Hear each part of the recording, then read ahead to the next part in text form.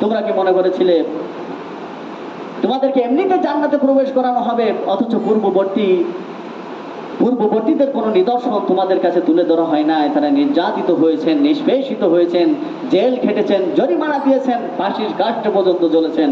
তারা সমস্ত কিছু বিসর্জন দিয়েছেন, কিন্তু ইমানকে বিসর্জন দেয় না। ইমানকে বিসর্জন দিয়েছেন? দেয় না। ইমানের পরীক্ষা দিতে হবে। ইমানের পরীক্ষা ছাড়া কোনো কাজে উত্তীর্ণ হওয়া যাবে না। তবে ধৈর্য ধারণ করতে হবে। ধৈর্য ধারণ করার পরে আল্লাহ সুবহানাহু ওয়া তাআলার কাছ থেকে কি আসবে? সফলতা আসবে। এই যে বিল্ডিং নির্মিত হয়েছে না, এই বিল্ডিং নির্মাণ করার ক্ষেত্রে যদি ইটের আন্দোলন করে যে এর নিচে কিছু ইট গেড়ে দেওয়া গেছে, আচ্ছা, ইট যদি আন্দোলন করে যে আমাদের এই মাটির নিচে ক্ষয় হয়ে আমরা যেতে পারবো না, আমাদের এই মাটির উপর থেকে আমাদের গাঁথনি শুরু হবে, তাহলে এমন একটা বিল্ডিং নির্মাণ হবে কি? কখনোই সম্ভব নয়। তদ্রুপভাবে ইসলামী এরামত যদি দুনিয়ার জমিনেকে প্রতিষ্ঠিত করতে চাই, তাহলে এইভাবে হাজারো মানুষকে ইমানের দায়ে, ইমান আনার কারণে, আল্লাহর দ্বীনকে দুনিয়ার জমিনে প্রতিষ্ঠিত করার কারণে নির্যাতিত হয়ে, নিষ্পেষিত হয়ে এইভাবে খোয়ার ন্যায় মাটির নিচে গেড়ে যেতে হবে। তারপরেই আল্লাহ রাব্বুল আলামিনের দুনিয়া ইসলাম নামক একটি এরামত প্রতিষ্ঠিত হবে ইনশাআল্লাহ। দেশের মুসলমানেরা এতটা ভালো নয়। গত কিছুদিন আগেও সেদেশের মুসলমানদেরকে, সেদেশের নারীদেরকে সম্ভ্রমহানি, তাদেরকে বিবস্ত্র করে মিডিয়ার মাধ্যমে প্রকাশ করিয়েছিলেন। আপনারা দেখছিলেন অনেকেই হয়তোবা। কোরবানির পশুগুলো পর্যন্ত কোরবানি দিতে দেওয়া হয় নাই, এমন নজির আছে না? এগুলোকে আমি মন গড়া কথা বলছি না, বাস্তবতা আছে। তারপর মসজিদ থেকে মুসল্লিদেরকে লাথি মেরে মেরে বাহির করে দেওয়া হচ্ছিল। কিন্তু আজকের চিত্রটা ভিন্ন। নরেন্দ্র পিশাচ, এই নরেন্দ্র মোদীর ছত্র ছায়াতলে যারা মুসলমানদেরকে কষ্ট দিয়েছে, অতি শীঘ্রই, আজ হোক কাল হোক, এই নরেন্দ্র পিশাচ গোষ্ঠী সেখান থেকেই বিতাড়িত হবে ইনশাআল্লাহ।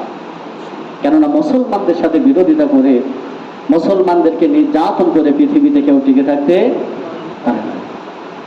ওরা মুসলমানদেরকে দুনিয়ার মুখ থেকে নিশ্চিহ্ন করে দিতে চায়, মুসলমানদেরকে পৃথিবীর ইতিহাস থেকে মুছে দিতে চায়। কিন্তু ওরা জানে না মুসলমান কিংবা ইসলাম এটা ব্যক্তি কোনো বিশেষ মানুষের নয়, ব্যক্তি বিশেষ কোনো মানুষের ইসলাম এটা।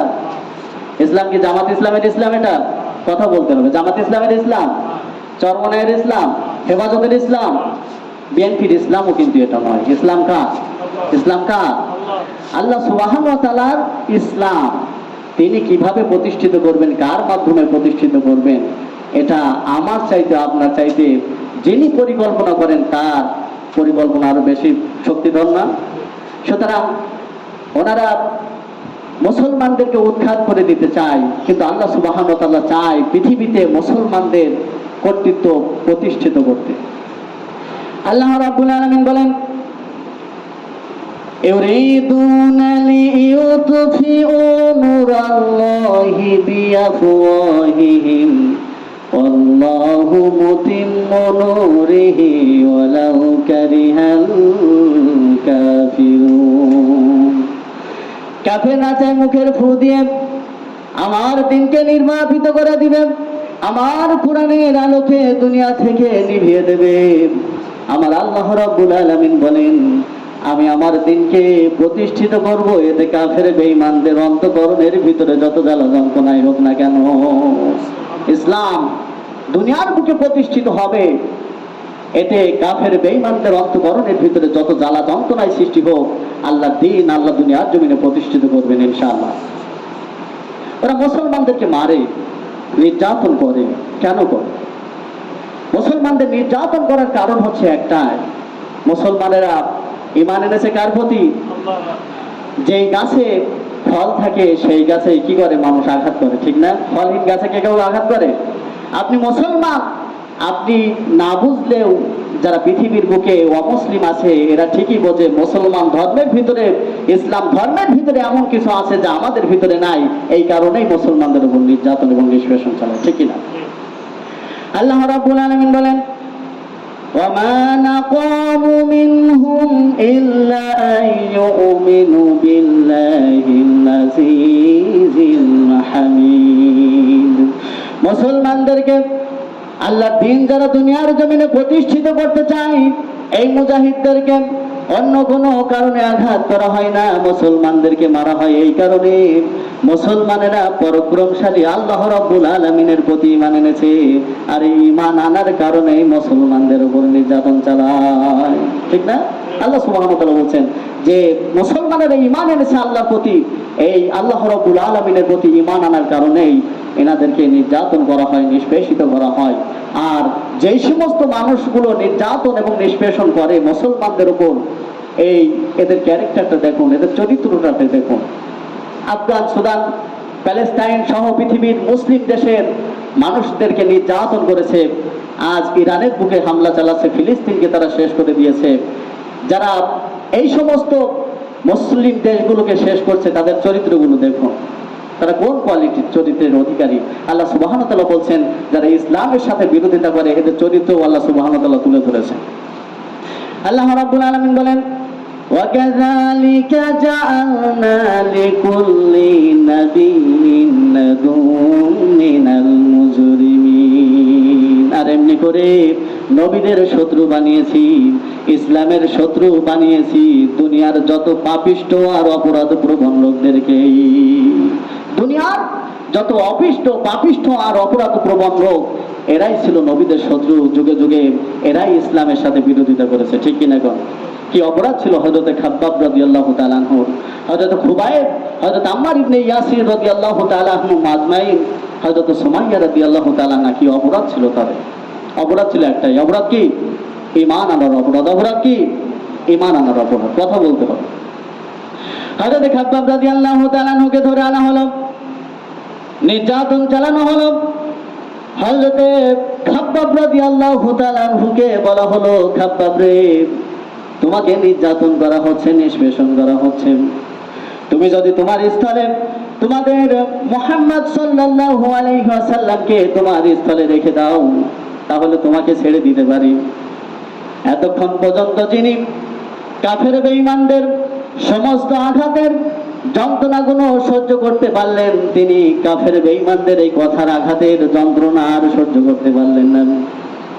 খাব্বাব বললেন, ও কাফের বেঈমানেরা শুনে নাও, তোমাদের অপবিত্র হাত দিয়ে নবী মুহাম্মদুর রাসূলুল্লাহ সাল্লাল্লাহু আলাইহি ওয়াসাল্লামকে আঘাত করা তো দূরের কথা, এই অপবিত্র হাত দিয়ে যদি আল্লাহর নবী, বিশ্ব নবী জনাবে মুহাম্মদুর রাসূলুল্লাহ সাল্লাল্লাহু আলাইহি ওয়াসাল্লামের শরীর মোবারকে ফুলের পাপড়িও বিছিয়ে দাও, আমি খাব্বাব বেঁচে থাকতে সেটা বরদাস্ত করতে পারি না। যদি আমার দেহে রক্তে থাকে আর তোমাদের ওই অপবিত্র হাত দিয়ে নবী মুহাম্মদ সাল্লাল্লাহু আলাইহি ওয়াসাল্লামকে আঘাত করবে, এটা তো দূরের কথা। এই হাত দিয়ে, এই হাত দিয়ে যদি তোমরা মুহাম্মদ সাল্লাল্লাহু আলাইহি ওয়াসাল্লামকে ফুলের পাপড়িও তাদের শরীরে বিছিয়ে দাও, তার শরীরে বিছিয়ে দাও, এটা আমি খাব্বাব বেঁচে থাকতে এটা সহ্য করতে পারি না। হযরত খাব্বাব রাদিয়াল্লাহু তাআলা আনহুর প্রতি নির্যাতন শুরু করে দিল। হযরত ওমর ইবনে খাত্তাব রাদিয়াল্লাহু তাআলা আনহু তার জামানায় যখন তিনি নবী করিম সাল্লাল্লাহু আলাইহি ওয়াসাল্লাম দুনিয়া থেকে ওফাত গ্রহণ করেছেন, খিলাফতের আসনে অধিষ্ঠিত হয়েছেন হযরত আবু বকর সিদ্দিক রাদিয়াল্লাহু তাআলা আনহু, তিনিও দুনিয়া থেকে ওফাত গ্রহণ করেছেন। আজ পৃথিবীর বাদশাহিত্বের দায়িত্ব পেয়েছেন হযরত ওমর ইবনে খাত্তাব রাদিয়াল্লাহু তাআলা আনহু।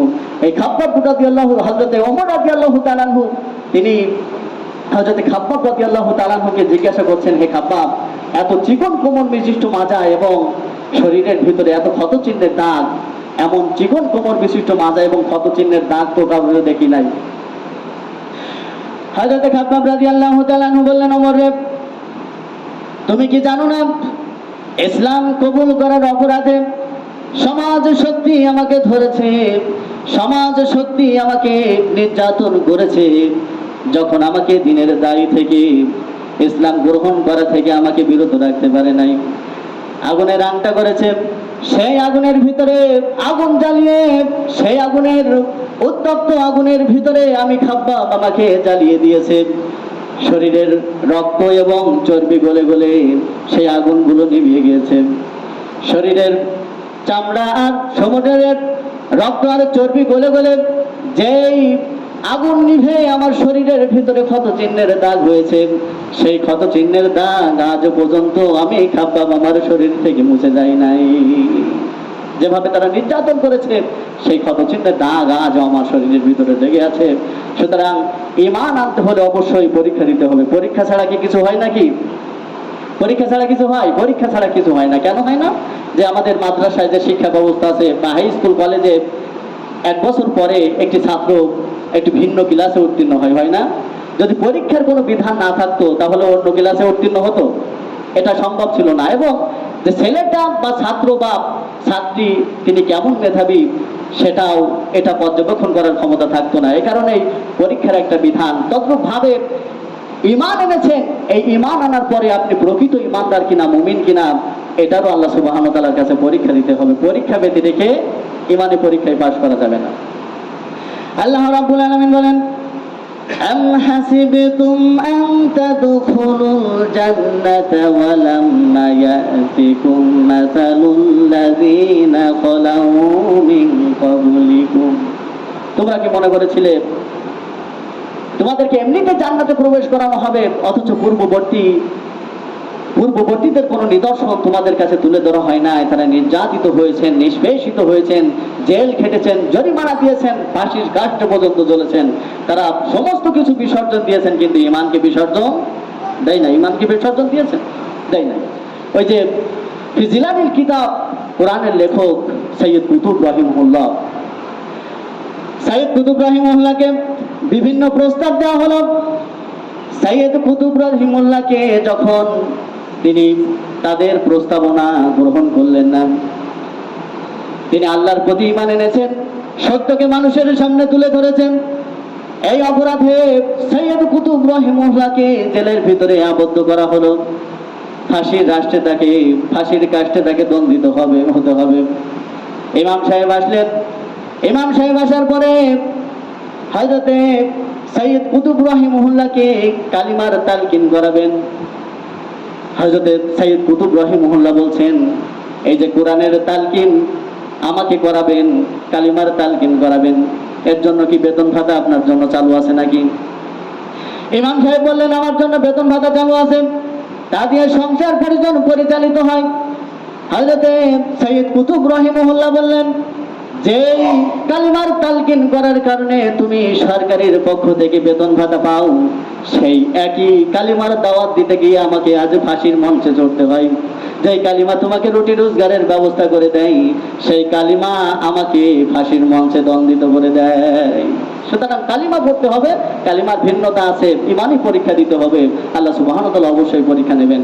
আল্লাহ সুবহানাহু ওয়া তাআলা বলেন, আহাসিবান নাসু আইয়ুতরাকু ইয়াকুলু আমান্না ওয়া হুম লা ইফতানুন। তোমরা কি মনে করো যে তোমরা ঈমান এনেছো, এ কথা বললেই আমি তোমাদেরকে ছেড়ে দেবো, অথচ তোমাদেরকে পরীক্ষা নেব না? তোমাদেরকে পরীক্ষা দিতে হবে, সম্পদের পরীক্ষা, জান মাল, স্ত্রী পরিজনের পরীক্ষা। আজ যে বৃষ্টি হচ্ছে না? এই বৃষ্টি দিয়ে আপনাকে ফসল ডুবিয়ে দেবে, এটাও হবে আপনার জন্য একটি পরীক্ষা। সুতরাং পরীক্ষায় আপনাকে সবর এখতিয়ার করতে হবে। সবর এখতিয়ার করলে পরে আল্লাহ সুবহানাহু ওয়া তাআলার পক্ষ থেকে উত্তম যা আসবে, ঠিক কিনা বল? সুতরাং মুসলমানদের উপর যে নির্যাতন এবং নিষ্পেষণের চিত্র ছিল, এটা অতীতে ছিল, বর্তমানে আছে, ভবিষ্যতেও থাকবে। হযরতে খাব্বাব রাদিয়াল্লাহু তাআলা আনহু একবার নবী করিম সাল্লাল্লাহু আলাইহি ওয়াসাল্লামের কাছে গেছেন। নবী করিম সাল্লাল্লাহু আলাইহি ওয়াসাল্লাম তিনি কাবা শরীফের ভিতরে আরাম ফরমাচ্ছেন। হযরতে খাব্বাব রাদিয়াল্লাহু তাআলা আনহু কে বললেন, ইয়া রাসূলুল্লাহ সাল্লাল্লাহু আলাইহি ওয়াসাল্লাম, হে আল্লাহর নবী, আলা তাস্তানসিরু লানা, আলা তাদউ লানা ইয়া রাসূলুল্লাহ, আপনি কি আমাদের জন্য দোয়া করবেন না? আমরা তো মার খেতে খেতে শেষ হয়ে গেলাম, জীবনটা তো বিপন্ন হয়ে গেল, এমন অবস্থায় কি আপনি আমাদের জন্য দোয়া করবেন না? হযরতে খাব্বাব রাদিয়াল্লাহু তাআলা আনহুর কথা শুনে নবীজি উঠে বসলেন এবং বললেন, খাব্বাব রে, তোমাদের পূর্বে যারা ইসলাম কবুল করেছিল, ইসলাম কবুল করার অপরাধে সমাজ শক্তি তাদেরকে ধরেছে, রাষ্ট্র শক্তি তাদেরকে ধরেছে। শুধু তাই নয়, ফায়ুফারু লাহু ফিল আরদ, তাদের জন্য জমিনে গর্ত খনন করেছে, ফায়ুতালু ফিহা, এবং সেই গর্তের ভিতরে তাদের কোমর পর্যন্ত কেটে দিয়েছেন। সুম্মা ইউতাবিল মিনশার, অথবা করাত আনা হয়েছে, ফাউদওয়াউ আলা রাসিহি, এবং সেই করাত তাদের মাথার উপরে রেখে দিয়েছেন। ফাউজালু নিসফাইন, এই করাত দিয়ে সেই সমস্ত জীবন্ত মানুষদেরকে টুকরা টুকরা করে দিয়েছে। ঈমান আনার কারণে তাদের টুকরা টুকরা হতে হয়েছে। হযরতে নবী করিম হযরত আদম আলাইহিস সালাতু ওয়াস সালাম থেকে শুরু করে এই পর্যন্ত বনি ইসরাইল যারা 70,000 নবী রাসূলগণকে দুনিয়া থেকে বিদায় করে দিয়েছেন। নাউযুবিল্লাহি মিন যালিক। নবী করিম সাল্লাল্লাহু আলাইহি ওয়াসাল্লাম খাব্বাবের জবাবে বললেন, খাব্বাব, ওয়াল্লাহি, আমি আল্লাহর নামের কসম করে বলি, লা ইউতামান্নাল্লাহু হাযাল আমরু হাত্তা ইয়াসিরুর রাকিবু মিন সানা ইলা হাজরামাউত। ও খাব্বাব শোনো, ইয়ামেনের রাজধানী সানা থেকে শুরু করে হাজরামাউত পর্যন্ত মানুষ চলবে, সওদাগরেরা তাদের সম্পদ নিয়ে চলাফেরা করবে, সুন্দরী রমণীরা তাদের রূপের বর্ষা নিয়ে চলাফেরা করবে, দিনেও যাবে রাতেও যাবে। লা ইয়াখাউফু ইল্লাল্লাহ, এই সমস্ত মানুষের অন্তঃকরণের ভিতরে এক আল্লাহর ভয় ছাড়া কারো ভয় উদিত হতে পারে না। ওয়ালাকিন্নাকুম তাস্তাজিলুন, বরং তোমরা বড্ড তাড়াহুড়ো করছো। তাড়াহুড়ো করো না, ইসলামের বিজয় খুবই নিকটে, ইসলামের বিজয় খুবই নিকটে, আল্লাহ সুবহানাহু ওয়া তাআলা বলছেন। সুতরাং সাহাবে কেরামগণ নবী আলাইহিস সালাম এই ঈমান আনার কারণে, দিনের দায়ী হওয়ার কারণে, ইসলামের বাণী প্রচার করার কারণে নির্যাতিত নিষ্পেষিত হয়েছেন। আজও যদি পৃথিবীর ব্যাপী কোনো ব্যক্তি, কোনো মানুষ যদি সেই দিনের প্রচার করবেন, আপনাদের পথ কি সুপ্রসন্ন হবে? এটাও একটি কণ্টাকাকীর্ণ একটি পথ। এই কণ্টাকাকীর্ণ পথ, এই পথে আপনার জন্য কেউ ফুলের বিছানা বিছিয়ে দেবে না, এই পথে আপনার জন্য কাঁটা বিছিয়ে দেবে সবাই, ঠিক না? সুতরাং ধৈর্য হারা হলে চলবে না। আল্লাহর দ্বীনের পথে চলতে হলে পরীক্ষা দিতে হবে, ধন সম্পদের পরীক্ষা দিতে হবে। হযরতে আব্দুল উজ্জার কিছুই নাই। হযরত আব্দুল উজ্জা ইসলাম কবুল করে নাই, তখন পিতা নাই, চাচার কাছে লালিত পালিত, সবসময় মনের ভিতরে চাই, চাচা যদি ইসলাম কবুল করতো তাহলে আমার জন্য না কতই ভালো হতো। চাচা তাকে ঘর দিয়েছেন, বাড়ি দিয়েছেন, সম্পদের মালিক বানিয়ে দিয়েছেন, কিন্তু আব্দুল উজ্জা এতে শান্তি পায় না। চাচাকে একদিন বললেন, চাচা রে, মুহাম্মদ সাল্লাল্লাহু আলাইহি ওয়াসাল্লাম যে কথা বলে, সেই কথাগুলো আপনার কাছে কেমন লাগে? চাচা বললেন, আমার কাছে তো ভালো লাগে। আব্দুল উজ্জা বললেন, যদি ভালো লাগে তাহলে ইসলাম কবুল করবেন নাকি? চাচা বললেন, খবরদার, যে কথা বলেছো আর যদি কোনোদিন এই কথা বলো তাহলে তোমার যে সম্পদ দিয়েছি সবকিছু আমাকে ফেরত দিতে হবে। আব্দুল উজ্জা বললেন, চাচাজি, আমার ইচ্ছা ছিল আপনি ইসলাম কবুল করবেন এবং আপনাকে দেখা দেখি আমি ইসলাম কবুল করব, কিন্তু আপনি যখন ইসলাম কবুল করলেন না, আপনাকে সাক্ষী রেখে আমি মুসলমান হয়ে গেলাম। আমি পড়ে নিলাম, আশহাদু আল্লা ইলাহা ইল্লাল্লাহু মুহাম্মাদুর রাসূলুল্লাহ সাল্লাল্লাহু আলাইহি ওয়াসাল্লাম। চাচা বলছেন, আব্দুল উজ্জা, এই যা বাণী তুমি প্রচার করেছো, এই বাণীর অর্থ কি তুমি জানো? এর অর্থ হলো যে তোমাকে উট দিয়েছি, ঘোড়া দিয়েছি, সম্পদ দিয়েছি, সবকিছু ফেরত দিতে হবে। শুধু ইসলাম কবুল করার কারণে আব্দুল উজ্জা তিনি সেই সম্পদগুলো সবকিছু ফেরত দিলেন। সুবহানাল্লাহ। আব্দুল উজ্জা চলে যাচ্ছেন, চাচা ডেকে বললেন, আব্দুল উজ্জা, তুমি উট দিয়েছো, ঘোড়া দিয়েছো, সমস্ত সম্পদ আমাকে ফেরত দিয়েছো, কিন্তু তোমার পরনে যে পোশাক, তোমার পরনে যে পোশাক এবং তোমার পরনে যে লুঙ্গি, সেটা আমার টাকার, সেটাও ফেরত দিতে হবে। এই টকবকে যুবক নতুন যৌবনে পদার্পণ করেছেন, ইসলাম কবুল করার অপরাধে সেই পোশাক খুলে দিয়ে উলঙ্গ অবস্থায় তিনি চলে গেছেন মায়ের দরবারে। মা এই উলঙ্গ যুবককে তিনি দেখে লজ্জায় কাপড় দিয়ে মুখটা ঢেকে ফেললেন। উলঙ্গ যুবক দেখে মা লজ্জায় কাপড় দিয়ে মুখটা ঢেকে ফেললেন, বললেন, বাবা, তোমার এই অবস্থা কেন? আব্দুল উজ্জা বলছেন যে ঈমান আনার কারণে চাচাকে সবকিছু ফেরত দিয়েছি, এমনকি পরনের লুঙ্গিটাও পর্যন্ত আনতে পারি না। মা বললেন, বাবারে, আমার কাছে কি চাও? আব্দুল উজ্জা বললেন, মারে, আপনার কাছে কিছুই চাই না, বরং আমাকে এমন একটি পোশাক দিন, যে পোশাক পরিধান করে আমি বিশ্বনবী জনাবে মুহাম্মদুর রাসূলুল্লাহ সাল্লাল্লাহু আলাইহি ওয়াসাল্লামের দরবারে যেতে পারি। বাড়িতে কোনো পোশাক ছিল না, একখানা কম্বল, ছিঁড়া কম্বল।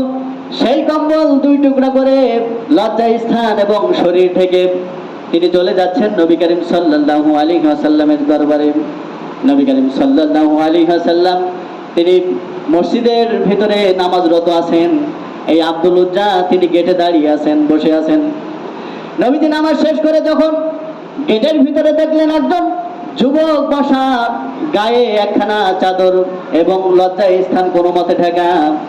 জিজ্ঞাসা করলেন, তোমার নাম কি? বললেন, আমার নাম আব্দুল উজ্জা। তোমার এই অবস্থা কেন? বললেন, ঈমান আনার কারণে চাচাকে সব কিছু ফেরত দিয়েছি, এমনকি পরনের লুঙ্গিটাও পর্যন্ত আনতে পারি নাই। পরনের লুঙ্গিটাও পর্যন্ত আনতে পারে নাই। নবী করিম সাল্লাল্লাহু আলাইহি ওয়াসাল্লাম তাকে আসাফে সুফার ভিতরে রেখে দিলেন আর এবং তার নাম দিয়ে দিলেন, তোমার নাম আজ থেকে আব্দুল উজ্জা নয়, তোমার নাম হচ্ছে আব্দুল্লাহ জুল বিজাদাইন। জুল বিজাদাইন শব্দের অর্থ হচ্ছে 2 কম্বল বিশিষ্ট বা 2 কম্বলওয়ালা। নবী করিম সাল্লাল্লাহু আলাইহি ওয়াসাল্লাম তার নাম দিয়ে দিলেন আব্দুল্লাহ জুল বিজাদাইন এবং আসাফে সুফার ভিতরে তাকে রেখে দিলেন এবং সাহাবীদেরকে বললেন তাকে কোরআন শিক্ষা দিতে। হযরত আব্দুল উজ্জা অর্থাৎ হযরত আব্দুল্লাহ জুল বিজাদাইন রাদিয়াল্লাহু তাআলা আনহু তিনি আসাফে সুফার ভিতরে থাকতে লাগলেন। রাতে জোরে জোরে কোরআন তেলাওয়াত করে, সাহাবীদের ডিস্টার্ব হয়। সাহাবে কেরামগণ নবী করিম সাল্লাল্লাহু আলাইহি ওয়াসাল্লামের কাছে অভিযোগ করলেন, আব্দুল উজ্জা অর্থাৎ এই আব্দুল্লাহ বড় জোরে জোরে কোরআন তেলাওয়াত করে, আমাদের রাতের বেলায় ঘুমের খুব ডিস্টার্ব হয়। আল্লাহর নবী বললেন, আব্দুল্লাহর বিষয়ে কেউ কোনো কথা বলবে না, কেননা ঈমান আনতে তার বড় মূল্য দিতে হয়েছে। পরনের লুঙ্গিটাও পর্যন্ত আনতে পারে নাই, পরনের লুঙ্গিটাও পর্যন্ত আনতে পারে নাই। সুতরাং আব্দুল্লাহর বিষয়ে কেউ কোনো কথা বলবে না। তাবুকের যুদ্ধের দামামা বেজে উঠলো, সময় হয়ে গেছে। তাবুকের যুদ্ধ এটা হচ্ছে রোমানদের বিরুদ্ধে মুসলমানদের সর্বশেষ যুদ্ধ এবং রোমানদের বিরুদ্ধে অর্থাৎ রোম সম্রাট, সে সময় রোম এবং পারস্য ছিল সবচাইতে ক্ষমতাধর, শক্তিধর। এই রোমের বিরুদ্ধে মুসলমানদের প্রথম যে যুদ্ধ সংগঠিত হয়েছিল সেটা হচ্ছে মুতার যুদ্ধ, যে যুদ্ধে 3 জন সেনাপতি শাহাদাত বরণ করেছিলেন। খালিদ বিন ওয়ালিদ রাদিয়াল্লাহু তাআলা আনহুর নেতৃত্বে মুসলমানদের বিজয় এসেছিল এবং শেষ যে যুদ্ধ সেটা ছিল এই তাবুক অভিযান। তাবুক অভিযানে নবী করিম সাল্লাল্লাহু আলাইহি ওয়াসাল্লাম সাহাবীদেরকে বললেন, তোমাদের যা কিছু আছে তোমরা আমার সামনে হাজির করো, রোমানদের বিরুদ্ধে যুদ্ধ হবে। মহিলারা নাকের ফুল, কানের দুল, সম্পদের স্তূপ রাসূল সাল্লাল্লাহু আলাইহি ওয়াসাল্লামের কাছে জমে গেল। আব্দুল উজ্জা অর্থাৎ ওই সেই আব্দুল্লাহ জুল বিজাদাইন তিনিও চলে এসেছেন। হযরত ওমর রাদিয়াল্লাহু তাআলা আনহু তার সম্পত্তির অর্ধাংশ দিলেন, আব্দুর রহমান ইবনে আউফ সম্পদ দিলেন, ওসমান বিন আফফান রাদিয়াল্লাহু তাআলা আনহু তার সম্পদ দিলেন। হযরতে আবু বকর সিদ্দিক রাদিয়াল্লাহু তাআলা আনহু তার বাড়িতে যা কিছু ছিল সব কিছু এনে রাসূল সাল্লাল্লাহু আলাইহি সাল্লামের কাছে জমা দিলেন। আল্লাহর নবী জিজ্ঞাসা করলেন, ও আবু বকর, তুমি বাড়িতে কি রেখে এসেছো এবং এখানে কি এনেছো? আবু বকর রাদিয়াল্লাহু তাআলা আনহু বললেন, বাড়ি যা কিছু ছিল সব কিছু এনে আমি আপনার সামনে হাজির করেছি। বাড়ি অবশিষ্ট সম্পদ বলতে আল্লাহ এবং আল্লাহর রাসূল ব্যতীত আর বাড়িতে কিছু অবশিষ্ট নাই, সবকিছু আমি এনে দিয়েছি। ওই আব্দুল উজ্জা অর্থাৎ আব্দুল্লাহ জুল বিজাদাইন যখন এসে রাসূল সাল্লাল্লাহু আলাইহি ওয়াসাল্লামের কাছে জিজ্ঞাসা করলেন, ইয়া রাসূলুল্লাহ সাল্লাল্লাহু আলাইহি ওয়াসাল্লাম, এই যুদ্ধে সকলে সবকিছু দিতে পারলো কিন্তু আমি তো হতভাগ্য, কিছুই দিতে পারলাম না, সম্পদ নাই, বাড়ি নাই, ঘর নাই। নবী করিম সাল্লাল্লাহু আলাইহি ওয়াসাল্লাম সাহাবীদেরকে বললেন, একটা গাছের বাকল আনো। এটি গাছের ছাল আনা হলো, সেই গাছের বাকল বা ছাল দিয়ে আব্দুল্লাহ জুল বিজাদাইনের হাতে বেঁধে দিলেন আর বললেন, আমি আব্দুল্লাহ রক্তকে কাফেরদের জন্য হারাম করে দিলাম। আব্দুল্লাহ জুল বিজাদাইন তিনি কেঁদে ফেললেন আর বললেন, ইয়া রাসূলুল্লাহ সাল্লাল্লাহু আলাইহি ওয়াসাল্লাম, আমি চেয়েছিলাম এই কাফেরদের বিরুদ্ধে যুদ্ধ করে আমি শাহাদাত বরণ করব, শহীদ হব, আর আমি কাফেরদের বিরুদ্ধে আমার রক্তকে হারাম করে দিলেন। আল্লাহ নবী সাল্লাল্লাহু আলাইহি ওয়াসাল্লাম বলছেন, তোমার মৃত্যু যদি জ্বরেও হয় আল্লাহ সুবহানাহু ওয়া তাআলা তোমাকে শাহাদাতের মৃত্যু দান করবেন। সুবহানাল্লাহ। তাবুকের যুদ্ধ যখন শুরু হয়ে গেল, নবী করিম সাল্লাল্লাহু আলাইহি ওয়াসাল্লাম যুদ্ধের ময়দানে শুনতে পেলেন এই আব্দুল্লাহ তিনি কঠিন জ্বরে আক্রান্ত হয়ে তিনি মৃত্যুবরণ করেছেন। নবীজি বললেন, আমি তার জানাজা পড়াবো। নবীজি চলে এলেন, গর্ত খনন করা হলো, কবরের গর্ত খনন করা হলো। 2 জন সাহাবী হযরতে আবু বকর সিদ্দিক রাদিয়াল্লাহু তাআলা আনহু এবং হযরতে ওমর রাদিয়াল্লাহু তাআলা আনহু লাশ কাঁধে করে বয়ে আনছেন। আর কবরের ভিতরে যিনি আছেন তিনি বলছেন তোমাদের ভাইকে আদবের সহিত কবরের ভিতরে রেখে দাও। কবরের ভিতরে যিনি আছেন তিনি আর কেউ নন, তিনি হলেন বিশ্ব নবী জনাবে মুহাম্মদুর রাসূলুল্লাহ সাল্লাল্লাহু আলাইহি ওয়াসাল্লাম। বলতে তোমাদের ভাইকে আদবের সহিত কবরের ভিতরে রেখে দাও। হযরতে আব্দুল্লাহ বিন বিজাদাইনের কবর দেওয়ার পরে রাসূল সাল্লাল্লাহু আলাইহি ওয়াসাল্লাম আব্দুল্লাহর জন্য দোয়া করলেন, বললেন হে আল্লাহ, আমি আজ সকাল থেকে সন্ধ্যা পর্যন্ত এই আব্দুল্লাহর বিষয়ে খুশি ছিলাম, আপনিও আব্দুল্লাহর বিষয়ে খুশি হয়ে যান। হযরত আবু বকর সিদ্দিক রাদিয়াল্লাহু তাআলা আনহু তিনি কেঁদে ফেললেন আর বললেন, আজ যদি এই আব্দুল্লাহর কবরটা এখানে না হয়ে আমার কবরটা হতো তাহলে আমার জীবনটা না কত সুন্দর হয়ে যেত। সুতরাং হাজিরিন, সময় হয়ে গেছে আলহামদুলিল্লাহ। আমরা নামাজের প্রস্তুতি নেব, ইমানের পরীক্ষা দিতে হবে। ইমান ছাড়া, ইমানের পরীক্ষা ছাড়া কোনো কাজে উত্তীর্ণ হওয়া যাবে না। তবে ধৈর্য ধারণ করতে হবে। ধৈর্য ধারণ করার পরে আল্লাহ সুবহানাহু ওয়া তাআলার কাছ থেকে কি আসবে? সফলতা আসবে। এই যে বিল্ডিং নির্মিত হয়েছে না, এই বিল্ডিং নির্মাণ করার ক্ষেত্রে যদি ইটের আন্দোলন করে যে এর নিচে কিছু ইট গেড়ে দেওয়া লেগেছে, আচ্ছা ইট যদি আন্দোলন করেছে আমরা আমাদের এই মাটির নিচে ক্ষয় হয়ে আমরা যেতে পারবো না, আমাদের এই মাটির উপর থেকে আমাদের গাঁথনি শুরু হবে, তাহলে এমন একটা বিল্ডিং নির্মাণ হবে কি? কখনোই সম্ভব নয়। তদ্রূপভাবে ইসলামী এরামত যদি দুনিয়ার জমিনেকে প্রতিষ্ঠিত করতে চায় তাহলে এইভাবে হাজারো মানুষকে ইমানের দায়ে, ইমান আনার কারণে, আল্লাহর দ্বীনকে দুনিয়ার জমিনে প্রতিষ্ঠিত করার কারণে নির্যাতিত হয়ে, নিষ্পেষিত হয়ে এইভাবে খোয়ার ন্যায় মাটির নিচে গেড়ে যেতে হবে। তারপরে আল্লাহ রাব্বুল আলামিনের দুনিয়ায় ইসলাম নামক একটি এরামত প্রতিষ্ঠিত হবে ইনশাআল্লাহ। আমরা আল্লাহ সুবহানাহু ওয়া তাআলার কাছে দোয়া করি, আল্লাহ রাব্বুল আলামিন সমস্ত কাজে ঈমানী পরীক্ষায় আমাদেরকে উত্তীর্ণ করিয়ে ধৈর্য ধারণ করার মতো তৌফিক দান করুন। আমিন। ওয়া মা তৌফিকি ইল্লা বিল্লাহ। সুবহানাকা আল্লাহুম্মা ওয়া বিহামদিকা, সুবহানাকা আল্লাহুম্মা ওয়া বিহামদিকা, আশহাদু আল্লা ইলাহা ইল্লা আনতা, আস্তাগফিরুকা ওয়া আতুবু ইলাইক। আসসালামু আলাইকুম ওয়া রাহমাতুল্লাহি ওয়া বারাকাতুহু।